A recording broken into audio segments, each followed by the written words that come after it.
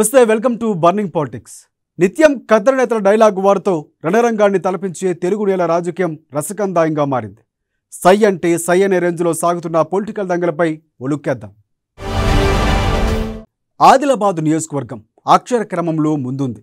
తెలంగాణకే తలగా ఉండే ఈ ప్రాంతం ప్రస్తుతం అసమర్థులైన పాలకుల చేతిలో బందీగా ఉందని బహిరంగంగానే ప్రజలు చెబుతున్నారు. స్థానిక జనానికి మేలు చేస్తూ ఒక్కొక్క మెట్టు ఎక్కేవారిని స్థానిక ఎమ్మెల్యే జోగు రామన్న కాలు బట్టి కిందకు లాగుతారట. ఇప్పటి వరకు షాడో పాలిటిక్స్ నడిపిన రామన్నకు బీజేపీ యంగ్ లీడర్ కంది కంట్లో నలుసుగా మారారు. నలుగురికి సాయం చేయడంలో ముందుండే సీనన్న రాజకీయ ప్రత్యర్థులే వరేవా అనే రేంజ్లో ముందుకు సాగుతున్నారు. కంది శ్రీనివాస్ మొన్నటి వరకు ఈ పేరు నిరుద్యోగ యువతకు మాత్రమే పరిచయం. ఎందుకంటే సార్ అంటే చదువుకు తగిన ఉద్యోగం చూపించేవారు కాబట్టి. ఇప్పుడు ఆదిలాబాదు ప్రజలకు సుపరిచితులు. మధ్యతరగతి రైతు కుటుంబంలో జన్మించిన కంది శ్రీనివాసరెడ్డి ఒక్కొక్క మెట్టును ఎక్కుతూ ఇప్పుడు ఉన్నత శిఖరాలకు చేరారు. అమెరికా వంటి అగ్రరాజ్యాల్లో ఐటీ వ్యాపారంలో రాణించిన ఏదో తెలియని వెలితి. జన్మనిచ్చిన గడ్డ కోసం రుణం తీర్చుకోవాలని స్వదేశానికి వచ్చిన సీనన్న ఆదిలాబాద్ నుంచి ప్రజలకు సేవ చేయడాన్ని ప్రారంభించారు.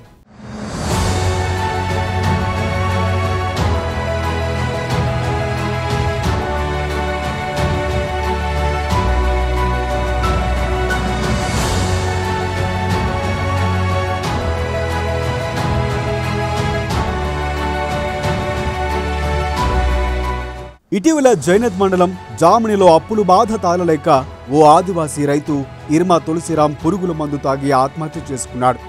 ఇంటి పెద్దను కోల్పోయిన ఆ కుటుంబాన్ని చూసిన సీనన్న వారి పరిస్థితిని చూసి చలించిపోయారు.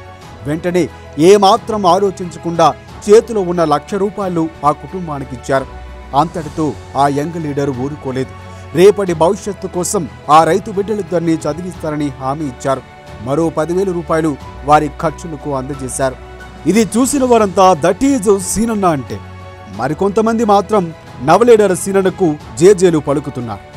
ఇవే కాకుండా కేఎస్ఆర్ ఫౌండేషన్ పేరుతో ఉచిత అంబులెన్స్లు, పెళ్లికి వెళితే ఉత్త చేతులతో వెళ్లకుండా కంది శ్రీనన్న పెళ్లి కానుక, ఆపదలో ఉన్నవారికి తక్షణ ఆర్థిక సాయాలు అందిస్తూ ప్రజాబాంధవుడు అన్న పేరు సంపాదించి ప్రజలు మన్ననలు పొందుతున్నారు. ఫస్ట్ మన చదువుతోని మాత్రమే మన పిల్లల భవిష్యత్తు మారుతుంది. అద్భుతంగా చదువుతున్నాడు మహామేధావి. చదువు వల్ల మాత్రమే మన పిల్లల చదువు వల్ల మాత్రమే మార్పు వస్తుంది. చదువుకే మార్పును తీసుకొచ్చే శక్తి, మహాశక్తి ఉంది, మహోగ్రమైన శక్తి ఉంది. సో కంది శ్రీనివాస్ రెడ్డి ఫౌండేషన్ కి ఇక్కడ ఉన్నటువంటి మిత్రులు కొంతమంది ఇట్లా ఇర్మ తులసిరాం గారు పాపం ఆయన ఆత్మహత్య చేసుకున్నాడని చెప్పి నేను అమెరికాలో ఉన్నా. అప్పుడే తెలిసిన టైం కల్లా నేను ఆఫీస్ నుంచి ఇంటికి వచ్చాను. అప్పుడు నాకు సోషల్ మీడియాకు కొందరు మిత్రులు చెప్పాను. నేను వెనక ముందు ఏం ఆలోచించలే, ఏంది ఎట్లా అని. 2 పిల్లలు ఉన్నారు. ఒక ఇంటర్ ఫస్ట్ ఇయర్ చదివే అమ్మాయింది, ఒక 8th క్లాస్ చదివే బాబున్నాడు అని చెప్పి వెనక ముందు నేనేం ఆలోచించలే. కష్టకాలంలో కదా నేను ఎంతో నాకు తోచిన సహాయము చేద్దామని ₹1,00,000 సహాయం అనౌన్స్ చేశాను. నేను రైతన్నలందరికీ కూడా చేతులెత్తి నమస్కరిస్తున్నా. ఏంటంటే దైవమైన నిర్ణయాలు తీసుకో. ఇప్పుడు ఎండ ఉన్నది కదా, సాయంత్రం అయితే నీడ వస్తుంది కదా, ఈ రోజు రాత్రి సూర్యుడు అస్తమిస్తాడు కదా, రేపు పొద్దున ఉదయిస్తాడు కదా, ఆ నమ్మకంతోనే బతుకుతున్నాం కదా. ఆ నమ్మకం కోల్పోవద్దు. ఆ నమ్మకమే మనల్ని నడిపిస్తుంది. నేను చేతులెత్తి నమస్కరిస్తున్నా, చేతులెత్తి మొక్కుతున్నా. ఇట్లాంటి ఆత్మహత్య లాంటి కఠినమైన నిర్ణయాలు తీసుకోవద్దు. మన కుటుంబాన్ని అట్లా చేసిపోవద్దు. చేతులెత్తి మొక్కుతున్నా నేను. అనతి కాలంలోనే రాజకీయంలో పేరు సంపాదించుకున్న ఈ డైనమిక్ లీడర్ ప్రస్తుత ఎమ్మెల్యే జోగు రామన్నకు నిద్ర పట్టకుండా చేస్తున్నారంటే సీనన్న ప్రభంజనం ఏ రేంజ్లో ఉందో చెప్పవచ్చు. బీజేపీకి విధేయుడుగా, ప్రజల మనిషిగా జోగు రామన్నపై మాటల తూటాలు పీలుస్తున్నారు. అడిగేవారు లేరని ఇన్ని రోజులు రామన్న ఆటలు సాగాయన్న ఆయన ఇంతకు ముందు ఒక లెక్క, ఇప్పటి నుంచి ఓ లెక్క అనే రేంజ్లో అధికార పార్టీ నేతల అవినీతి చిట్టాలను చేతపట్టుకుని ప్రజల ముందు పెడుతున్నారు.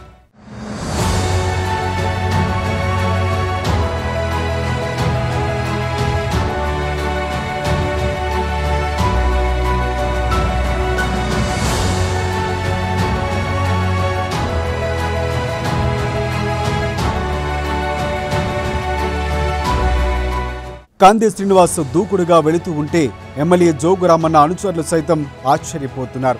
మచ్చలేని మనిషి శ్రీనివాసరెడ్డిపై మచ్చలు వేద్దామని వారి ప్రయత్నాలు ఏవీ ఫలించలేదు. ఆయనపై కట్టు కథలు అల్లినా వాటన్నింటినీ కంది పటాపంచలు చేస్తూ ఎనీ డౌట్స్ అనే లెవెల్లో ప్రత్యర్థుల నోటికి తాళాలు వేస్తున్నారు. బక్క చిక్కిన రైతు కుటుంబానికి సీనన్న సాయం చేస్తే జోగు అనుచరులు ఆరోపణలు చేస్తే స్థానిక ప్రజలు సైతం జోగును జోరుగానే వేసుకున్నారు. కష్టం ఉన్నప్పుడు మళ్ళా సుఖం వస్తుంది. కాలం ఎప్పుడు ఒక్కటే తీరు ఉండదు. కాలం ఎప్పుడు ఒకటే తీరు ఉంటుందా? ఒక ఏడు పండుతుంది, ఒక ఏడాది వండుతుంది, ఒక ఏడాది వండది. కానీ నేను కూడా మా నాయన కూడా భోగించిండు కష్టాలు, మా నాయన కూడా భోగించిండు. సో నేను ఎదుగా ముందు ఏం ఆలోచించలేదు. తులసిరామ్ గారి కుటుంబానికి సహాయం చేయాలని అనుకున్నా, వచ్చినా నన్ను ఇంతమంది చూడటానికి వచ్చినందుకు నాకు చాలా సంతోషంగా ఉంది. నేను ఏమి చేసి మీరు రుణం తీర్చుకోగలుగుతాను చెప్పండి? ఇంత దూరము ఎండల నన్ను చూడటానికి వచ్చిండ్రు. అవ్వలు, తాతలు, కాకలు, మామలు, పెదబాపులు, పెద్దమ్మలు ఇంతమంది ఇంత నా మీద ప్రేమ చూపించుడు. నేను ఏమిచ్చి రుణం తీర్చుకోవాలని? ఈ ప్రేమకు విలువ ఏమి?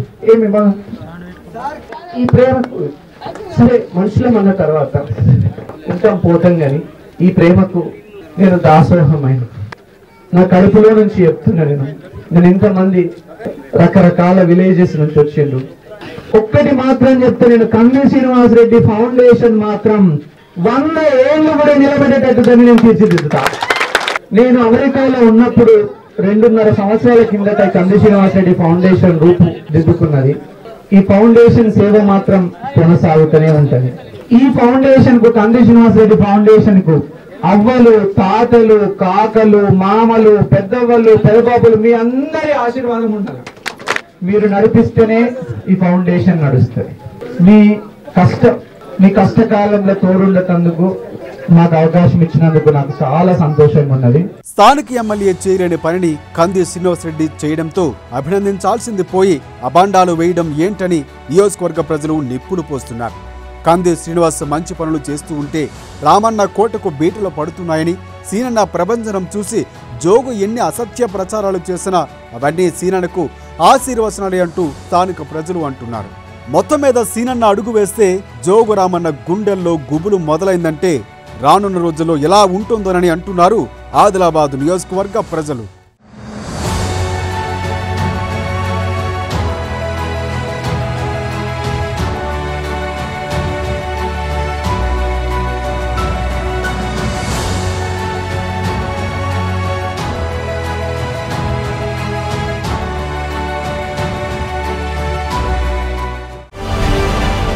టీ కాంగ్రెస్లో అసంతృప్తి జ్వాలల్ని డిగ్గీ రాజా చల్లార్చినట్లేనా? 2 రోజుల పాటు గాంధీ భవన్లో జరిగిన మంతనాలతో టీ కాంగ్రెస్లో గొడవలు సద్దుమరిగేనా? గాంధీ భవన్ కేంద్రంగా డిగ్గీ రాజా చేసిన హెచ్చరికలు ఇప్పుడు కాంగ్రెస్ వర్గాలు గుబులు పిట్టిస్తున్నాయా? ఇక లైన్ దాటితే ఎంతటి నేతటి పనైనా సరే వేటేనా? డిగ్గీ రాజా పర్యటనలో అసలు టీ కాంగ్రెస్లో ఏం జరిగింది? Let's watch the story.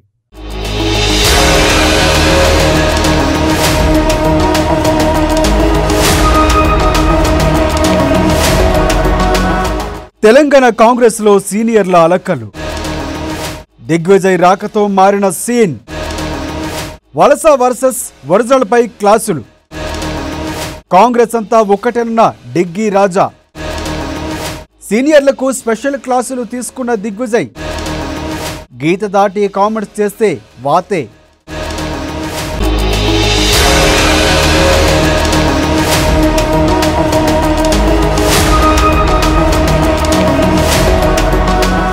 Telangana కాంగ్రెస్లో ఏఐసీసీ ప్రకటించిన కమిటీలతో పార్టీ 2 వర్గాలుగా చీలిపోయింది. వలస వర్సెస్ ఒరిజినల్ కాంగ్రెస్ తెరపైకి వచ్చింది. పార్టీలు మారి వచ్చిన వారికి పదవులు కేటాయించారంటూ కాంగ్రెస్ సీనియర్ నేతలు టీపీసీసీ చీఫ్ రేవంత్ రెడ్డిపై తిరుగుబావుట ఎగురవేశారు. కమిటీల ఏర్పాటుతో చెలరేగిన అసంతృప్తి జ్వాలలు పార్టీని 2లుగా విభజించడమే కాకుండా పార్టీ అభివృద్ధి కోసం పనిచేయాల్సిన సీనియర్లే ఒకరిపై ఒకరు విమర్శలు చేసుకుంటూ పార్టీని గందరగోళంలోకి నెట్టారు. ఒక్క మాటలో చెప్పాలంటే రేవంత్ రెడ్డి వర్సెస్ అసమ్మతి పొలిటికల్ హీట్ సెగలు కక్కిస్తోంది.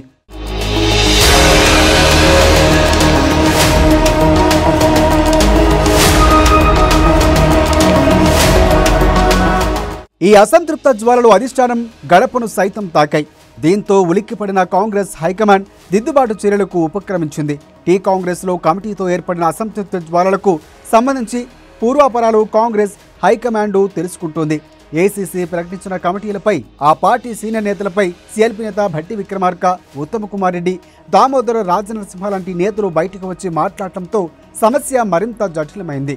ఇక ఈ సంతృప్త శాఖలు మరింత ముదరక ముందే అధిష్టానం సమస్యకు చెక్ పెట్టడం కోసం ట్రబుల్ షూటర్ దిగ్విజయ్ సింగ్ను రంగంలోకి దింపింది.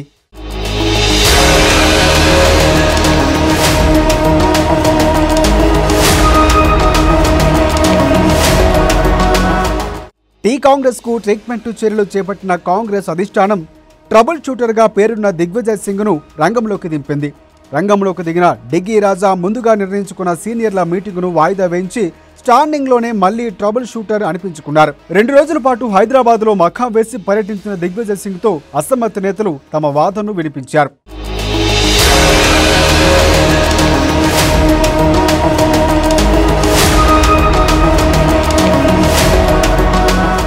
టీపీసీసీ చీఫ్ రేవంత్ రెడ్డి ఏకపక్ష నిర్ణయాలు, కమిటీలో రేవంత్ రెడ్డి వర్గానికే పెద్దపీట వేశారని, రేవంత్ నేతృత్వంలో రాష్ట్రంలో జరిగిన ఉప ఎన్నికల్లో పార్టీ డిపాజిట్ కోల్పోవడాలు, ఉద్దేశపూర్వకంగా సీనియర్ నేతలను కిల్ చేసే ప్రక్రియ లాంటి అంశాలతో పీసీసీ అధ్యక్షుడు రేవంత్ రెడ్డిపై ఫిర్యాదు చేసినట్లు సమాచారం.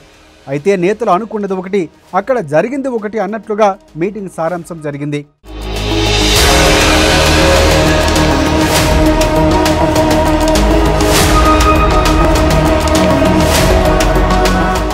పీసీసీ అధ్యక్షుడు రేవంత్ రెడ్డి తీరుపై ఫిర్యాదు చేసేందుకు వచ్చిన సీనియర్ నేతలకు డిగ్గీ రాజా దగ్గర నుంచి ఊహించని షాక్ తగిలింది. నేతలతో విడివిడిగా గాంధీ భవన్లో 1-to-1 మీట్ అయిన దిగ్విజయ్ తనను కలిసిన ప్రతి ఒక్కరికి సీరియస్గా క్లాసులు తీసుకున్నట్లు కూడా సమాచారం.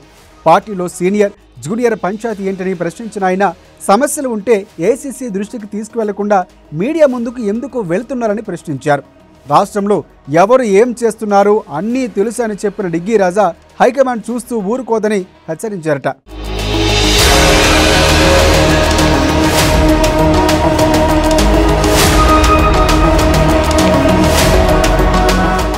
దిగ్విజయ్ సింగ్ను కలిసిన నాయకులు ప్రధానంగా 3 అంశాలపై దిగ్విజయ్ పరీక్షల వర్షం కురిపించారట.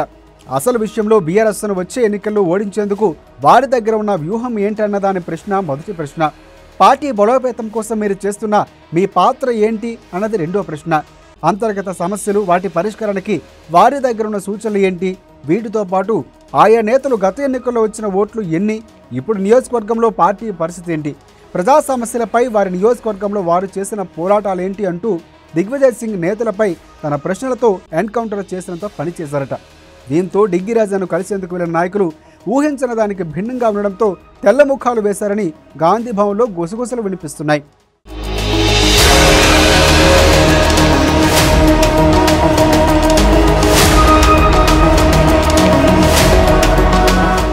అంతర్గత కలహాలు, పంచాయతీలకే పరిమితమవుతున్న దిగ్విజయ్ టూర్, వచ్చే ఎన్నికలు పార్టీ బలోపేతం అవే ప్రధాన అంశాలుగా గొడవలు లాస్ట్ ప్రయారిటీ అంశంగా ఉండటంతో సీనియర్ నేతలకు కొంత నిరుత్సాహం పరిచింది. ఏదో అవుతుందనుకుంటూ డిగ్గీపై కోటి ఆశలతో ఉన్న గాంధీ భవన్కు వచ్చిన నేతలకు సీన్ రివర్స్ కావడంతో మింగుడు పట్టం లేదు. నేతల నుంచి వచ్చిన ఫీడ్బ్యాక్ను ఒక నివేదికగా తయారు చేసి హైకమాండ్కు నివేదిక సమర్పించనున్నారు దిగ్విజయ్ సింగ్. రెండవ రోజు గాంధీ భవన్లో దిగ్విజయ్ సింగ్ మాట్లాడుతూ సీనియర్ నేతలు సమన్వయం పాటించాలని, పార్టీలో అంతర్గతంగా మాత్రమే చర్చించాలన్నారు. ఒకరిపై ఒకరు బహిరంగ విమర్శలు చేసుకోవద్దన్న ఆయన ఎంత పెద్ద నాయకులైనా క్రమశిక్షణ ఉల్లంఘిస్తే కఠిన చర్యలు తీసుకుంటామని హెచ్చరించారు. मैं सभी कांग्रेस जनों को और विशेषकर बड़े जितने सीनियर लीडर्स हैं कांग्रेस पार्टी के, उनसे हाथ जोड़कर यही प्रार्थना करूंगा कि वे जो भी बात करना है पार्टी के अंदर करें, पार्टी की लीडरशिप से करें, लेकिन आरोप प्रत्यारोप लगाने की आवश्यकता नहीं है. इस मामले में कांग्रेस की लीडरशिप ने साफ तय किया है कि इसकी पुनरावृत्ति नहीं होना चाहिए. अगर हुआ तो चाहे कितना ही बड़ा कोई नेता क्यों ना हो, उन पर कार्रवाई की जाएगी. साथियों, मैं कल सभी से मिला हूं और स्वाभाविक है कई शिकायतें हो सकती हैं. मैंने सबको सुना है, सबसे बातचीत की है और इसका हल निकालेंगे. तेलंगाना में भाजपा के खिलाफ और टीआरएस के और बीआरएस के खिलाफ माहौल है, एंटी इनकम्बेंसी है, लेकिन कांग्रेस पार्टी को सामूहिक रूप से एकजुट होकर इस पूरे अभियान में जुटना पड़ेगा. एकता आवश्यक है और एकता के माध्यम से ही हम लोग इन भ्रष्ट और इन सत्ता लोलुप पार्टियों को हरा सकते हैं। कई बार पत्रकार मुझसे कहते थे कि विपक्ष ठंडा क्यों पड़ा है, कांग्रेस सड़कों पर क्यों ना है। अब हम सड़कों पर हैं लेकिन मीडिया फिर चुप क्यों है। आप सभी लोग कहते थे कि भाजपा के खिलाफ इतना माहौल है, कांग्रेस चुप क्यों है, सड़कों पर क्यों ना है। अब हम सड़कों पर हैं तो आप क्यों चुप है। आप भी कुछ हमारी मदद करिए, निष्पक्ष मदद करिए। हम कोई एहसान आप पर से नहीं लेना चाहते। जो जन समर्थन मिल रहा है उसको दिखाया क्यों नहीं जा रहा है, उसको बताया क्यों नहीं जा रहा है। మొత్తానికి 2 రోజుల దిగ్విజయ్ సింగ్ పర్యటన ముగిసింది. డిగ్గీ రాజా ఏఐసీసీకి నివేదిక ఇచ్చిన తర్వాత అధిష్టానం నిర్ణయాలు ఎలా ఉంటాయనేది ఇప్పుడు రాష్ట్ర కాంగ్రెస్లో ఆసక్తికరంగా మారింది. దీంతో రాష్ట్ర కాంగ్రెస్లో ఏం జరుగుతుందో చూడాలి మరి.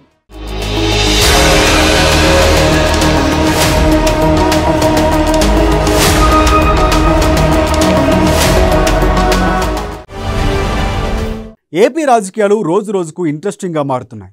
అధికార ప్రతిపక్షాల మధ్య విభేదాలు తారాస్థాయికి చేరడంతో ఎత్తుకు పై ఎత్తులతో రాజకీయాన్ని 2 పార్టీలు రక్తి కట్టిస్తున్నాయి. అధికార పక్షం ఓ కార్యక్రమం చేపడితే అందుకు పోటీగా ప్రతిపక్ష టీడీపీ కూడా సిద్ధమవుతుంది. ఇక జగన్ తాను ఏపీకి అంకితమవుతానంటే టీడీపీ బాస్ మాత్రం తెలుగు భాష లెక్క ఆడా ఉంటా ఈడా ఉంటా అనే డైలాగ్తో వైసీపీని డైలమాలో పడేశారు.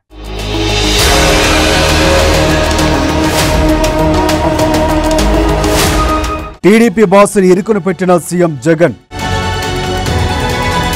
ఎప్పటికీ ఏపీలోనే ఉంటానన్న జగన్. జగన్ కామెంట్స్ కి చంద్రబాబు కౌంటర్. తెలుగు భాష ఎక్కడుంటే అక్కడే ఉంటా. వైసీపీని డైలమాలో పడేసిన చంద్రబాబు.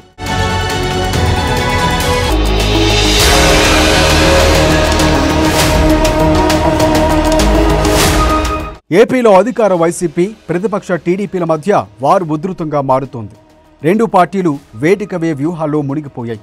మరో 18 నెలల్లో ఎన్నికలు జరగనున్న నేపథ్యంలో దీంతో ఇప్పటి నుంచే ప్రజల్లో ఉండేందుకు 2 పార్టీలు సిద్ధమవుతున్నాయి. ఆయా పార్టీల అధినేతలు పూర్తిగా జనాల్లో ఉండేందుకు తీవ్రంగా శ్రమిస్తున్నారు. కేడర్ను పూర్తిగా ప్రజలకే అంకితం చేస్తున్నారు. దీంతో ఎక్కడికక్కడ 2 పార్టీల మధ్య రచ్చ రగులుతోంది. అధికార వైసీపీ గడప గడపకు మన ప్రభుత్వం పేరుతో ప్రజల్లోకి వెళుతోంది. అలాగే ఇదేం కర్మ రాష్ట్రానికి అంటూ ప్రతిపక్ష టీడీపీ ప్రజలకు చేరువవుతోంది. దీంతో 2 పార్టీల మధ్య రగడ మొదలైంది.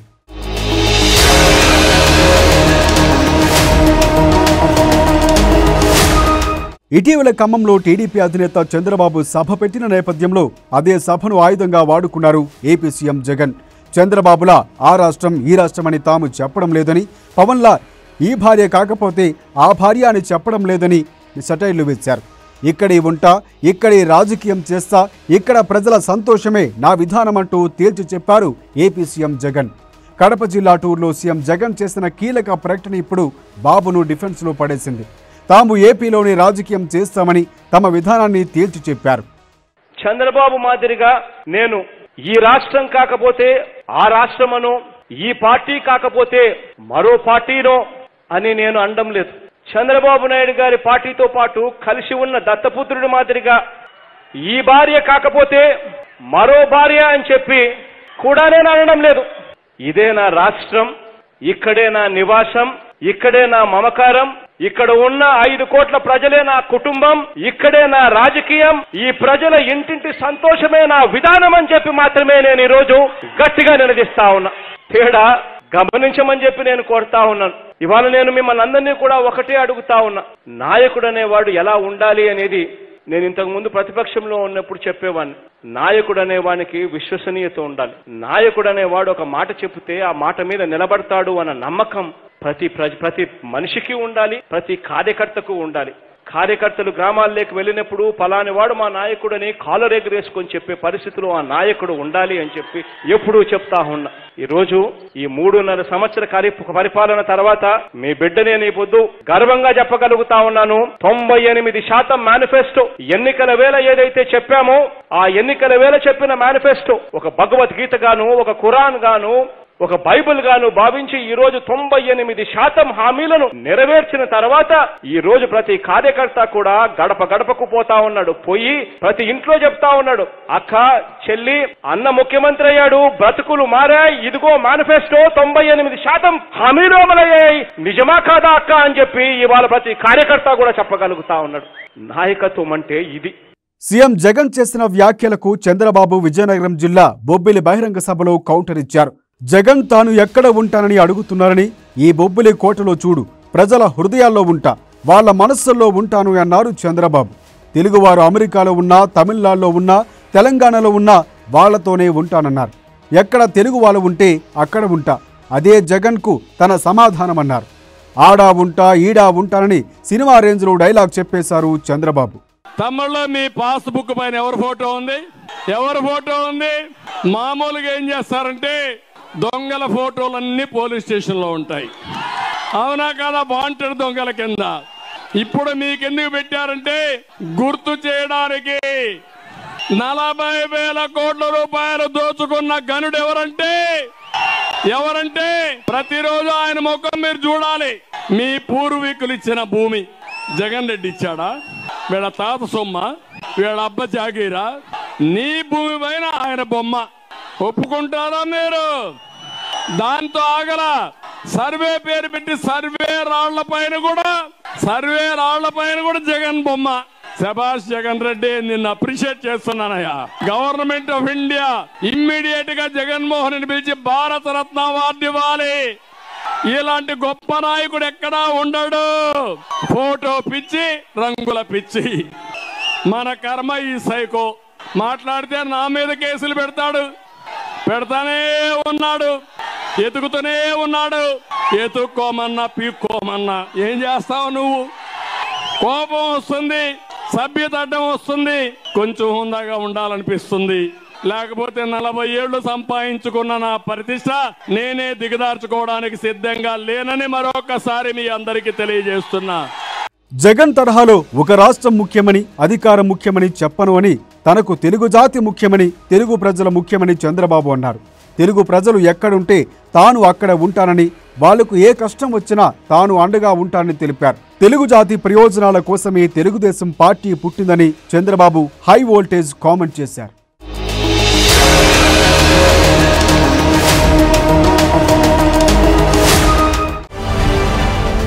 ఇది ఈరోజు బర్నింగ్ పాలిటిక్స్. మరిన్ని రాజకీయ విశేషాలు రేపటి బర్నింగ్ పాలిటిక్స్లో చూద్దాం.